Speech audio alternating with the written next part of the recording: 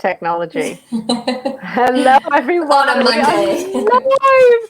Eventually, we got there. Hello, Emanuela. Thank you for doing the technology thing with me.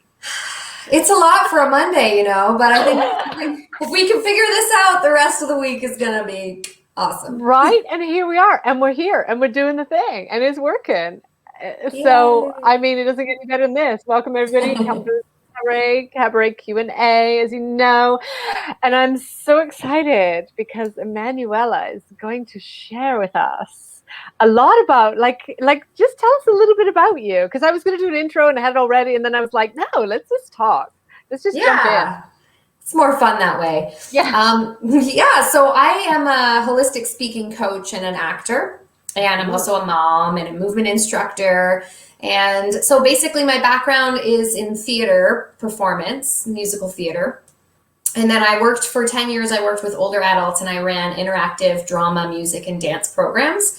And then when COVID happened, I knew I kind of wanted to transition online anyways. And that demographic wasn't really online because most of my folks were living in assisted living facilities. And I'm up in Canada, so we still aren't able to even go in. So I thought, how can I use my skills to, help people? And I saw this need for entrepreneurs and coaches who were suddenly thrust into the online world, having to do a lot more videos, a lot more speaking. And so I basically take all of my theater acting voice training from singing and acting. And then I also incorporate some of my yoga techniques because before we can speak, we've got to connect to our body and our breath and help people really learn how to master their voices and connect with their audience through a different kind of creative approach. Wow. That's it's fun. A lot. That's a lot. That's amazing. And you're right about connecting your body and your mind. And I think, we everybody with a stage life, we talk about here, around around social media or, going live, having a podcast, those kind of things. We all have those fears that exist here, but it's so connected with our body and our ability to move and our ability to just flow, and then that affects our ability to think, and it's a vicious circle, isn't it? Absolutely, yeah. The very first pillar in my program is own your presence. So really being okay, just being seen and being standing still. And I tell my clients, my very first year of theater school, literally all we did was stand in a line, step forward and say our name, chorus line. And teachers would make us do this for the entire class. And I'm like, I don't understand how I'm doing this wrong. But it's the way you say your name, the pitch, the way you stand, the way you hold your body, that. Most cattle calls, as we call it in theater, they judge you just from that, how you're standing and how you say your name. Wow. So really and now we're all just forced to be entrepreneurs, and we're so concerned with what we're saying. But we really need to also focus on how we're saying it and how our energy is coming across on the screen. Yeah, and I think we've always been aware when you think about communication, it's not what you say, it's how you say it. That's a truism for a reason because it's true. But a lot of times we don't think about that, how we're saying it, and the beautiful thing about being online is that we get an opportunity to really kind of show ourselves. And we get the opportunity to be and find our tone of voice that fits within our business or our presence or however we choose to show up. And that's quite different to the stage world where they would say, no, that's not what we're looking for, because, we get to show up as who we are and we get to share a message. And that's the message of Confidence Through Cabaret is about, owning your space and taking up space and making sure it's a big space and not a little one, not shrinking ourselves, and sharing our voice and raising our voice, which a lot of times, not only, but especially women, we're told to, keep it down a little bit. And then we talk a huge amount about share your message. And the beautiful thing is we have that opportunity to be on a stage life that isn't going, nah, we don't want you for this part. How do you keep going Like, because, I mean, the tenacity that must involve in having that like true stage life, Mm. and then not saying your name right, or not walking on right, or whatever Mm. that is. How do you keep going? That's a great question. And actually, I've been speaking with some of my theater friends lately about sort of like the trauma that we face in theater world, because yeah, it's like you're not good enough and you're like, I'm just saying my name. And a lot of times it's just the look, right? They're just going for a certain look. They want a tall, blonde haired, blue eyed person. Well, there's nothing I can do. I mean, I could dye my hair, but like it's that look, it's that feeling they get from you, or maybe it's, who you've worked with before and all of that. And that's truly, as I grow older now, I realize like, yeah, I have the capacity to just build my own stage. So 2 years ago, I wrote my own play and performed that at our Fringe Festival locally. And that was really awkward at first because I've only ever played other people's roles and stepped into, and that was easy. Like giving me lines and I can step into that and tell me who I'm supposed to be and how I'm supposed to say the line. That's easy. But this was my story and I was playing me. And that was so much more vulnerable, but it taught me a lot about this online entrepreneurial space of how to be vulnerable and how to share your story and how powerful that can be. But there is an element of like, everybody talks about authenticity right now. It's such a big word, which I have a love-hate for, because I think even though we can be authentic, we do have different personality. We have different facets of our personality, right? The way I talk to my husband when I'm tired is not the same that I'm going to talk to my neighbor or to, I always say when my mom would speak on the phone, I could know exactly who she was talking to. Yeah. Just based on her inflection and her tone. And she's Italian, so even like the dialect. But we seem to think we have to be completely integral, like across the board. We're like, you have the choice to not put on, but step into maybe your elevated self or your best self that you want to present to the world, right? You don't have to show them every single aspect of you, just the pieces, because I think a lot of people feel intimidated, like, oh, I have to just put my whole life on camera. And it's like, well, you can if that feels right for you, but you also can choose to who that speaker self is, who that coach self is, and the elements of you that you want to bring forward and shine. Yeah, and we have this conversation a lot in my corporate world, when I go and see clients and stuff, and so I'll be maybe doing something like a manager's training, and they'll say, and I'll talk about being honest, and what does that really mean? And people will say, well, I have to tell you everything, and I'm saying, see, that's not my definition of honesty. Like, if you want to believe that, that's fine, but that's not how, because you have a business responsibility. You have responsibility to the shareholders. So your integrity of being honest with your direct reports, for example, could cause a problem to the other people that you also have to answer to. And so when we think about those boundaries of our online life, then where are your boundaries and where do you draw the line, and what's okay for you to share and what's not okay for you to share? I'm very comfortable now about sharing my vulnerable story, but 2 years ago, never would have happened. Never, never, never. Because I had this beautiful corporate persona that was not fake. It was fully me, but Mm-hmm. it was compartmentalized. Yeah, yeah. And I think that's okay. Like, we feel like we have to be totally vulnerable, and it comes with time. Like you said, I never thought I would be this person posting all over social media what I had for breakfast. And I used to think like, why are you doing that? But now I see, like, by nature, we're really curious about each other. And we're kind of voyeurs that way. We want to see, well, what is Heather eating for lunch today? I want to know. Yeah. Maybe. Yeah. And if they like you, those are things people can connect with Yeah. you on, right? Yeah. And I don't share what I eat for for breakfast. Um, but I do. It's interesting, isn't it? Because of COVID, so many of us have gone on, our stage life has become some sort of online, even if you're using Zoom in your business and your day job. But we get to know people, like they have a dog and the dog is floating around and stuff. So I had to go back on LinkedIn recently. When I say back on, I had to start over on LinkedIn, because my corporate world, I never had to network. I had more work than I could handle. I was constantly outsourcing it to other people because I just had too much, which is a wonderful position to be in. But I didn't network on purpose because I just couldn't take on anymore.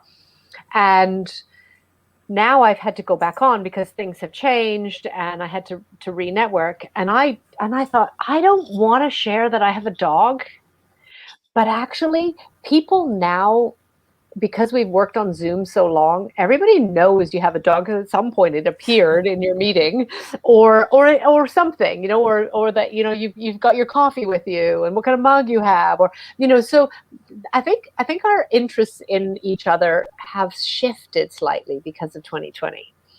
And I think that our access into people's homes, I'm in my dining room. I mean, I've literally done podcasts from my bed, from my living room, from my dining room, from my garden. Last week I did one from the end of the road because somebody left a sofa there. So I just sat on it and did one there. It's like, and I think our idea of where those boundaries should be drawn and what is professional or not is quite different now. And I think people are also understanding of technology fails. We can't get sound to work, or lighting, or whatever. So I think that has shifted a lot. I wouldn't have shared any of my personal stories because I felt like that would make my world almost like I'd be unreliable because I'm not stable. And now I've shared, all kinds of different things about my past. And I think that our boundaries of those kind of things for some of us have shifted, but also our acceptance of others has shifted as well. And what we have in common, if you eat what I eat for breakfast, then I go, I like you more because it makes sense to me.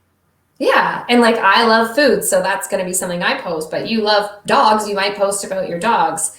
But that's what you were saying, you would have never shared your personal life. Makes me think again that we get to choose, but really ultimately I like to think of, and this goes with how to feel less afraid to speak to, as if we put ourselves in a place of service and think, if you are a coach, okay, so what does your ideal client want to know? Or what does your ideal audience member want to hear? So in a corporate setting, probably not necessary for you to talk about this big thing you overcame when you, became a mother, let's say. Like, that's not going to apply. But the beauty of this online space and being an online entrepreneur is that you get to choose, who do you want to work with? Who do you want to serve? Because if you're a mom coach, then you're going to probably tell a lot of stories about being a mom because that's who you want to serve. And so like, I can talk about theater, I can talk about my play, but that probably wouldn't have mattered if I had different potential clients. Yeah, absolutely. Absolutely. So how does your theater background and experience, how does that inform what you're doing now? That's everything that I'm doing now. It all comes from my background. So I train people in my four pillar method, and it starts with posture. Because if we don't have a great posture, we're not able to breathe. We're also not as receptive. We're not as open, right? If people talk, not a lot of people are doing this on social media, but if you were standing talking like this, right? What kind of feeling, what kind of vibe are you giving off, as opposed to like a nice open chest, a nice tall spine, and it allows your breath and your voice to move freely. And breath work, and then movement, because movement helps with our posture, it helps with our breathing, it helps ground us and be just really connected to our body. And then I teach about the voice itself, how voice is made, how to resonate, because these are things people don't think about as speakers. They think about it for singers. And I just had my voice lesson today with my music teacher, and we were talking about resonators, and she said, when you speak, you've got a resonating tone. And I said, I know, but that's because I'm aware of it. Most people are not aware of where they're speaking. Most people speak a lot deeper in their chest or in their throat, and then they can get very sore in their throat. So I talk about that, and that I learned all of that in theater, right? In theater school. And then I talk about connecting with your audience. And I like to think of it as a scene, right? Or a dialogue between you and your audience member. So in theater, there would be two players, right? Every player has an objective, and then you have different actions. That's method acting. Different ways, tactics. You're going to try different things to get someone to do what you want them to do. Well, the same can apply in a monologue or a one-sided conversation with your audience. It's like, what do you want from them? Do you want them to be inspired to make a change in their life? Do you want them to book a call with you? Do you want them to sign up for something?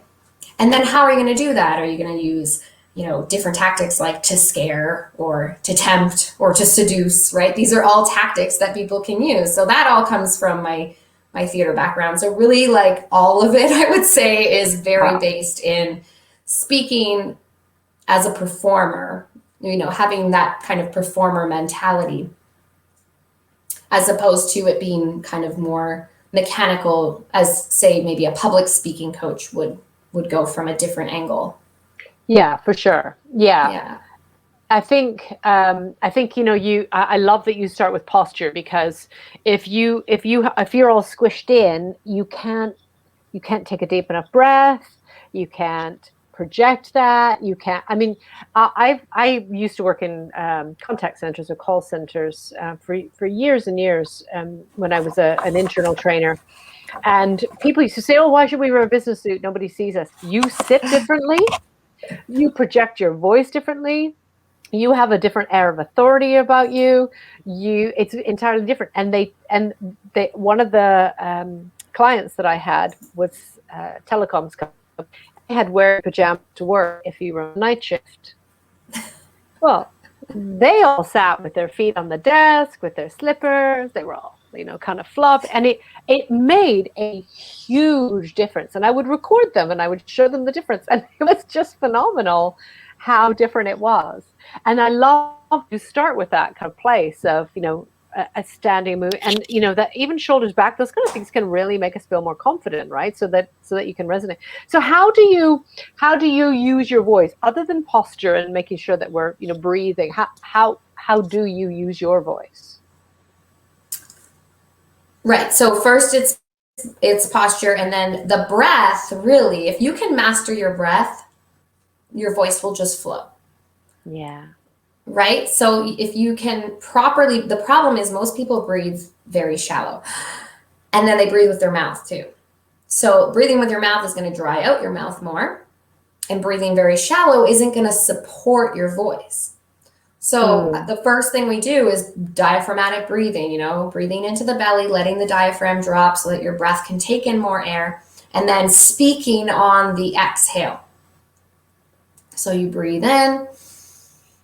Hello, how are you? Then the next thing we talk about is resonance. And that's basically like the hum in your mouth, the vibrations you feel in your face. So you want to find that perfect pitch, and you do that by humming. And when you can really feel the right hum. So I'll show you right now. If I'm humming really low, hum, right? I'm feeling it more in my chest, hum. And then if I go really high, hum, you might feel it up here. So you want to feel that perfect pitch where you feel the tickles on your lips. And then you want to talk on that pitch. See how when I speak at this pitch, my voice is a little more resonant. There's that, you feel that vibration. When singers sing and they hit that note and you feel the tingles down your spine.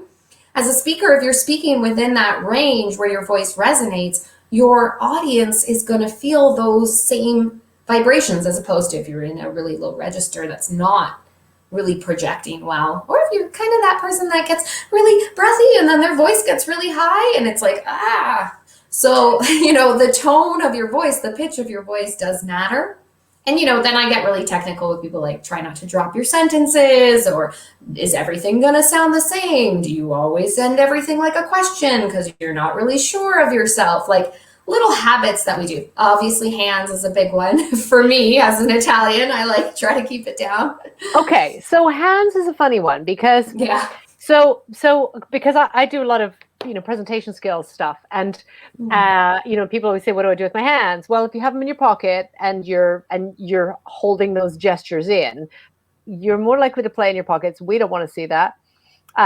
Or if you have them behind your back, then there's kind of, suggestion that like, what's going on? Why are you, why are you, what are you holding behind your back? Or, politicians are taught not to do that, for example. But if you can keep in a neutral stance and then let the gestures flow where you do talk with your hands, if that's who you are, it's actually a connection between our brain and our body, right? Like it helps us access the information. So like, like I always talk about, do you know what a spiral staircase is? Do I know what a spiral staircase is? Yeah. Yeah. Okay. So can you describe a spiral staircase to us? Sure. It starts at the bottom and then it spirals up. Right? Yeah. Right. And so that helps us to be able to let that flow. And it's harder if you're sitting on your hands, right? Because then you'll start using your body or whatever. But it's that your gestures are so important. So I love that you use gestures because it probably gives your message energy. Yeah, and I would never tell people to not use gestures. I guess. Yeah, but so many people do. Yeah, no, and that was something in theater school. They made us like sit on our hands, say a whole monologue, only because too many gestures can get busy and can distract us, right? But sure. Using them purposefully, and that's why, yeah, politicians have like this gesture, right? And then you see like a lot of people when they're explaining something do this a lot, right? And I don't like it to feel mechanical either. Like I'm not like, okay, never speak and then make sure every gesture is exactly thought out. Because most entrepreneurs aren't using scripts. They might have points, but they don't like to read an actual script. If you had an actual script, you might put in, okay, when I talk about the spiral staircase, do the spiral staircase gesture. But then it feels like not real. So it depends on the person. That's where one-on-one, coaching is great for this kind of stuff, because some people are like, I have clients that don't use their arms at all. And I'm like, you look like a floating head, like loosen up. And then movement, that's where movement comes in. Like do a dance before you sit down, like loosen up your body, because you're like, it feels uncomfortable to watch when you're not gesturing at all. Yeah. It does. Yeah, it does. If you are just kind of static. Okay. So you work one-to-one with your clients? Yeah, I do both. So I have a speakers academy, and that's a 7-week program, and we're on week 5, I believe. But in the meantime, I also take one-on-one clients. Yeah. Oh, amazing. And so what can people expect when they work from you? So they can expect that you go through the 4 pillars, which is about posture, which is about voice. Yeah. So I call the first one Own Your Presence. That's body and breath work. Mm-hmm. Then the next one is Master Your Voice. That's all that stuff I was talking about. Resonators, articulators, just learning how your voice makes sound. And then the third pillar is connecting with your audience, where we talk more about the acting kind of dynamic and really knowing who your audience is. And then the 4th pillar is speaking with grit. And that's more mindset based stuff, really just getting over that stage fright. But I also help people in the one-on-one. It's nice because I can help people really similar to what you do. If people don't have a story or they don't have their message and they need clarity around that, I help with that. And then I also help people on the other aspect of the coin once they've worked through all the technique and now they need some strategy and like some technical help, when am I going to go live and what am I going to talk about? And, I want to be on podcasts or I want to have a YouTube channel, and I help them figure out that. So like the beauty of one-to-one is I start where people are and I help them with what they do. I also have a 30-day program that's really just videos, vision, and visibility. And it's just to like help you launch your social video content and get more comfortable. But that's more for people who already feel pretty confident as speakers and they're not like, they don't have any of that limiting beliefs and speaking blocks. And they just need help with the strategy. But the 10-week program is much deeper. Like we dig into like, what blocks are you holding in your body that are restricting your sound from coming out? That's interesting. That's interesting because I think a lot of people don't think too much about it. They'll think so much about what am I going to say? How am I going to get people on to listen? How am I and then when you get them there, then there is actually somebody who's really prominent who I love I love, love, love her videos. But she's so unaware that she slurps her coffee and makes a really horrible noise throughout the video. And Oh it God. makes me crazy. Absolutely makes me, I have no problem drinking a coffee. I always have a coffee somewhere around me. No problem. But it's little things like that. And it's the little things like, your voice having congruency between how you look. Maybe you bother to, make yourself feel really nice, and you're sitting nice, and you've thought about your lighting, and then you're not using your voice properly. So I love what you do, how you have the whole package, bringing it together. Yeah, because if people connect to the way you sound and the way you present and the things you say, they don't care about the background. I mean, I do think that's important, but it's less important, right? And I also say, like, in a dialogue like this, you're not going to be perfect. You're going to say you're going to say so, because we're just having a not natural conversation. But some Yeah. people want to have like a nice clean promo video or a nice clean YouTube video, or they want to go out and do a real live talk on a stage when that's a thing again. So for those kind of more put together things, and if you master these things for those put together things, then when you go in those one-on-one podcast, interview experiences, you've already got the technique. Mm. So you're just working on what you're talking about. Okay, so that should help with people who are shy or less comfortable or not so used to talking with, being on live or being on or being by yourself, talking to yourself. I'm still getting used to that because I'm used to talking to really big audiences, and very often now I'm talking to a green dot when I'm recording courses. Mm-hmm. It's like, yeah, there's no energy coming from this, and I have to pretend there is. It's quite a shift. But so I'm an extrovert by nature. You seem to be an extrovert by nature, as in, we think out loud, and and the conversation can flow. What about people who need to think things through first? Like, so the introverts, in other words. Do you mean for a For being able to presentation talk, or an interview kind of setting? Or both? well, for being able to be on social media, for being able to, I mean, I think people, even if you don't know how to, you can relate to the fact that you do need to have a body presence. You do need to think about your voice. Of course, you need to think about your message, but thinking about but I can't think that quickly. What do you recommend for them? Mm-hmm. Well, the more you do anything, the easier it gets. So there's True. that practice and kind of like just putting yourself out there, right? This is where that mindset piece comes in. I always try to remind people that speaking, although we all speak, well, most people speak, it's a skill.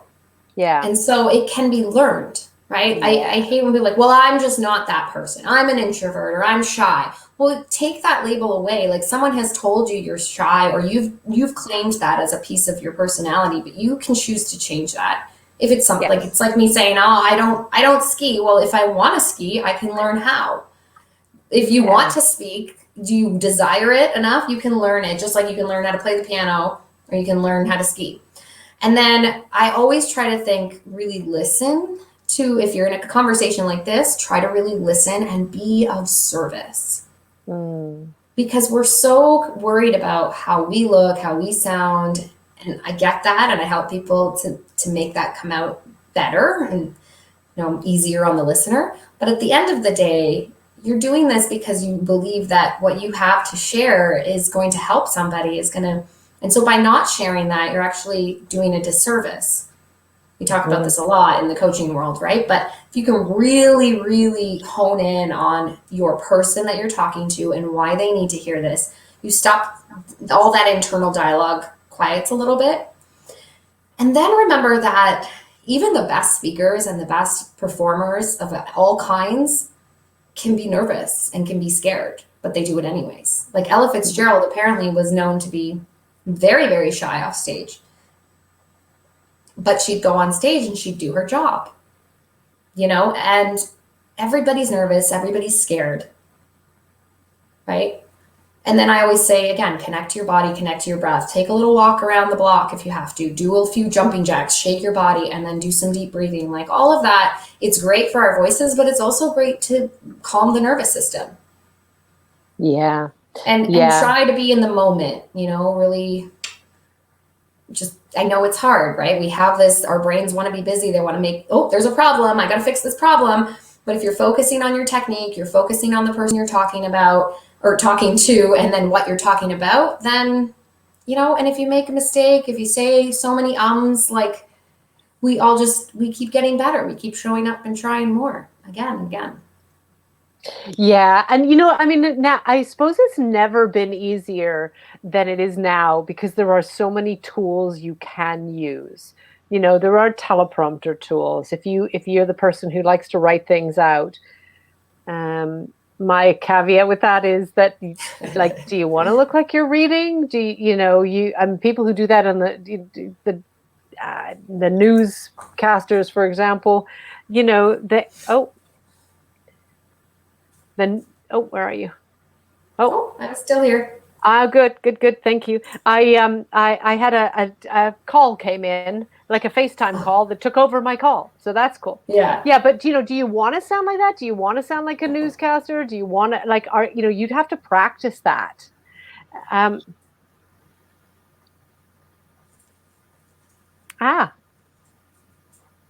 Okay. That's fun.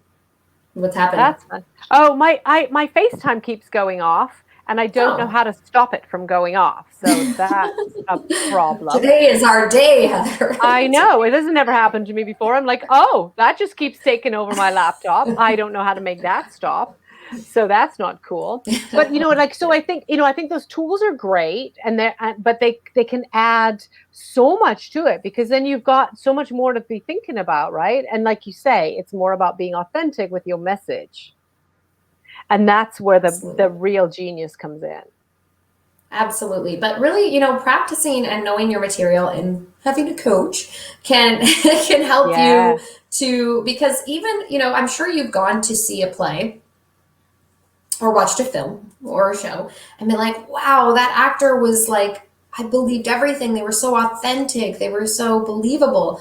It should be like that. So even if you want to write your script, that's fine, but know it's so freaking good that like nobody knows that you've memorized this script because you said it in the shower, you said it with a coach, 20 times, you had somebody view it with you, you watched yourself do it, and then you perfected it, and so it's so natural because you've done it so much. Yeah, and I think that's a lot of work, right? That's a lot of work. Again, I'm talking about like a polished, a speaking gig or a presentation or a video you really want to polish. But for lives or for this kind of stuff, you're not going to do all that. No, you're not. You've just got to keep on, just keep on connecting. I am so sorry. I don't know how to stop this from jumping in. I don't hear anything, if that helps. Oh, that does help a lot. Yeah. And I think trying to make it authentic is job one, because you'll find your audience, you'll connect with your audience, you'll find your confidence, and confidence comes from momentum. So, just finding that groove, finding your audience, following some of the tips that you've discussed. Get in touch with Emanuela if you want to go through more, if you really are thinking, that'll make sense, but I don't know how to do that, then that's why you get a coach, right? That's what it's for. So I love that you started this new business. Thanks. I love it too. Here. Yeah, it was a journey, like every entrepreneur journey. There was a lot of different things along the way, but this feels really aligned and good. And I think Leanna here is saying that she relates to you about not speaking to without an audience. And that same, we're extroverts. I like a big room full of people.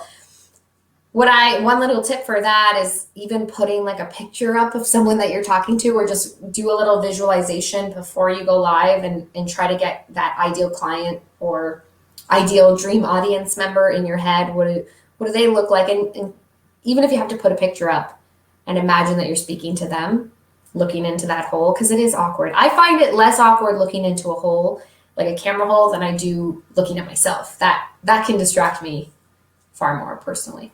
Yeah, I because I use StreamYard, I sometimes have somebody in the waiting room that I use as kind of, so I've got somebody there to sort of chat with. And I know Leanne's saying here that she runs conferences and training workshops.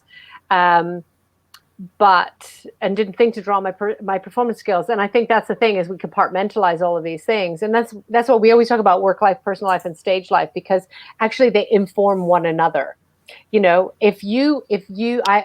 I like 9-inch heels. So if I feel strong and fierce and powerful on a stage in 9-inch heels, then that's wonderful. But I can have that same thing without the heels, or without the pink lipstick, or without the whatever, all the rituals that I have, and it is that kind of that drawing on your performance skills and applying them somewhere else, like your conference speaking. And I think there are so many transferable skills that people just don't see. So, the little skills inventory is a really great thing to do. So I'm glad you mentioned that, Leanne.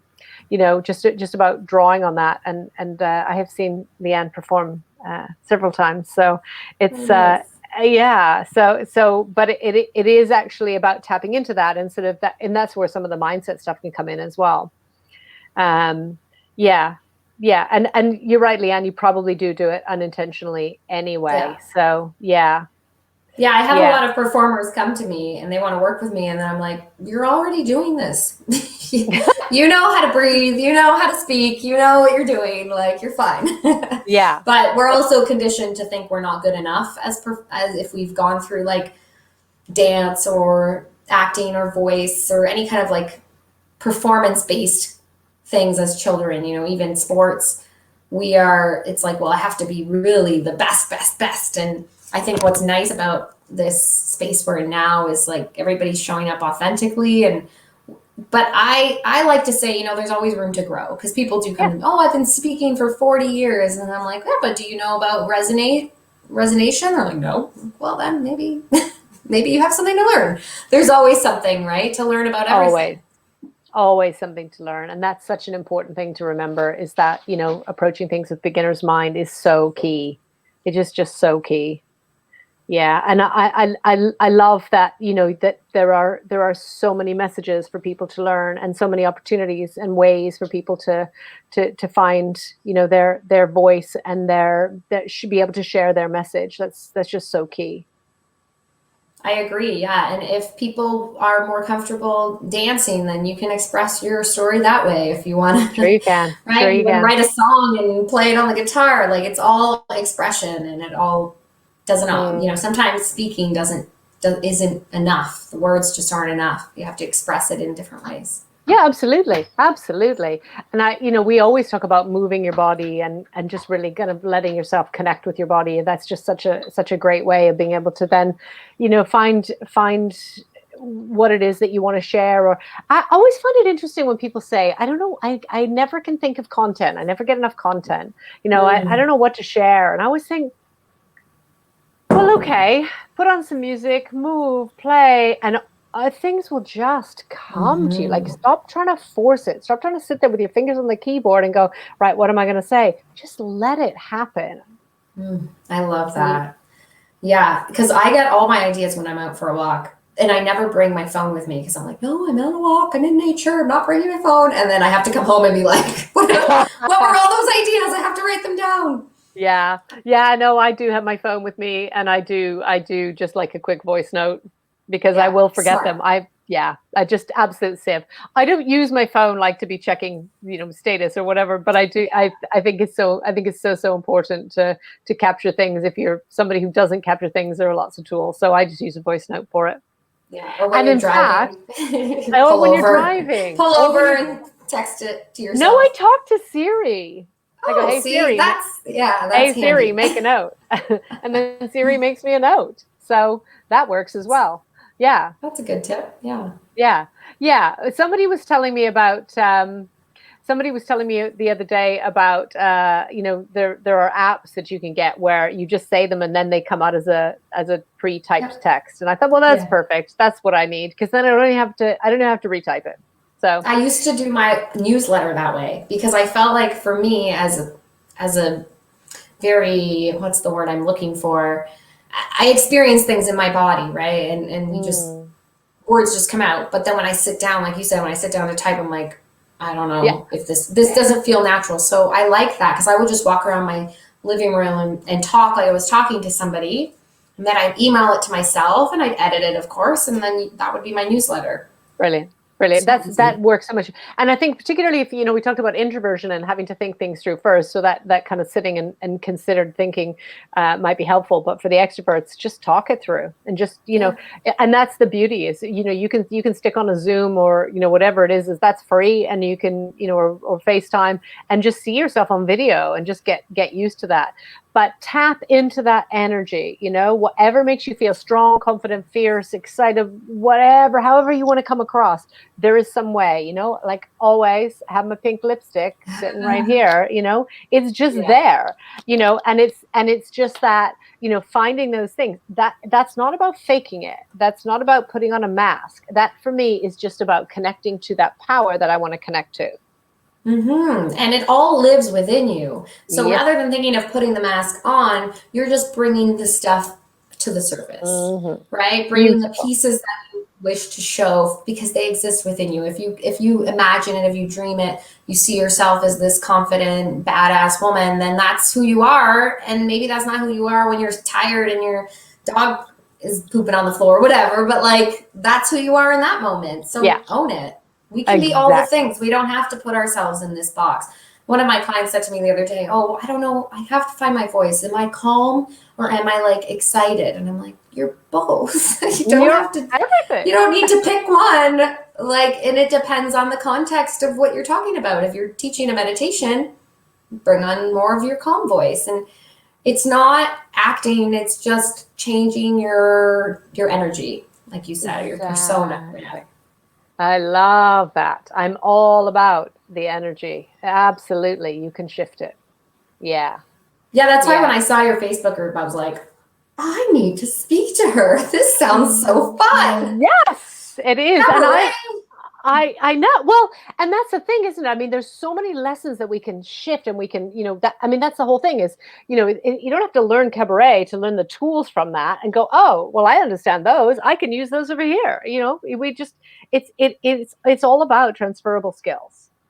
It's always for me been about transferable skills.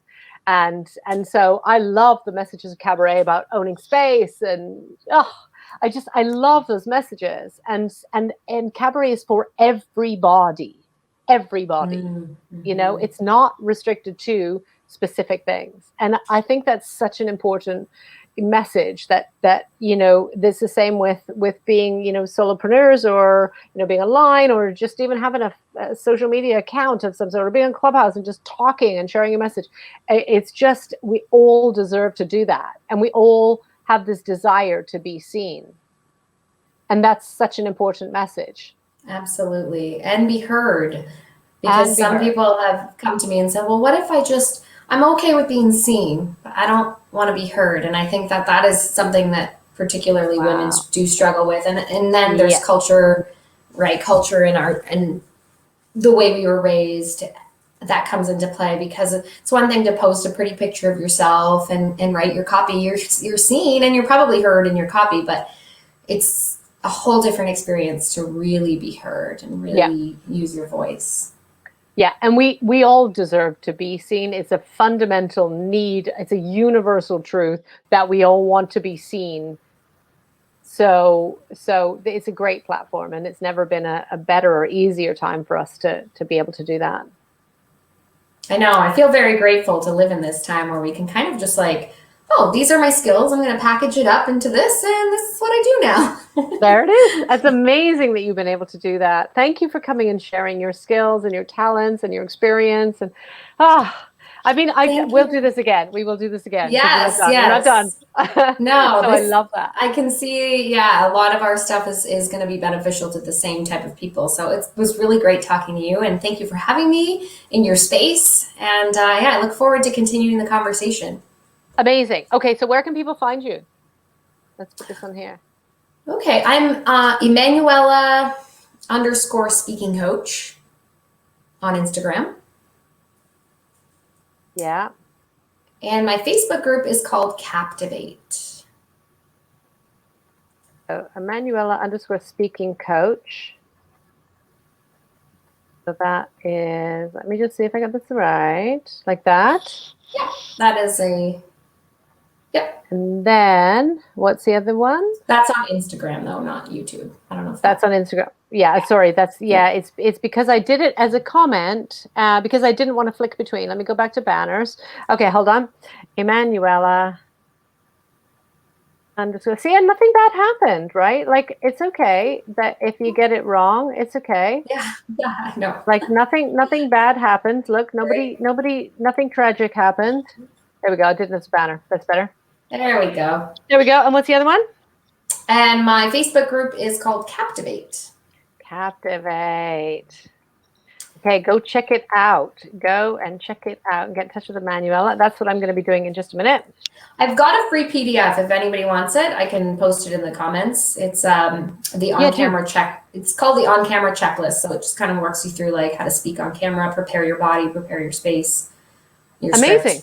Oh, that would be lovely. Yeah, do put it in the comments. Yeah, for sure. Okay, cool. Yeah, for sure. I'm sure people would take you up on it. Thank you so much. Awesome. Thank you for coming. You're welcome. Thank you for being patient with my technology issues today.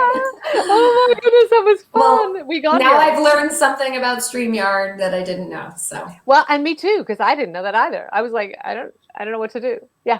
So thank you. Thank you so much. Right. Thank you, everybody, for watching. If you're watching the replay, make sure you comment. Make sure you go check out Emanuela's group and page and accounts. And thank you again, Emanuela, for sharing everything. You're so welcome. Bye for now, everyone. Bye.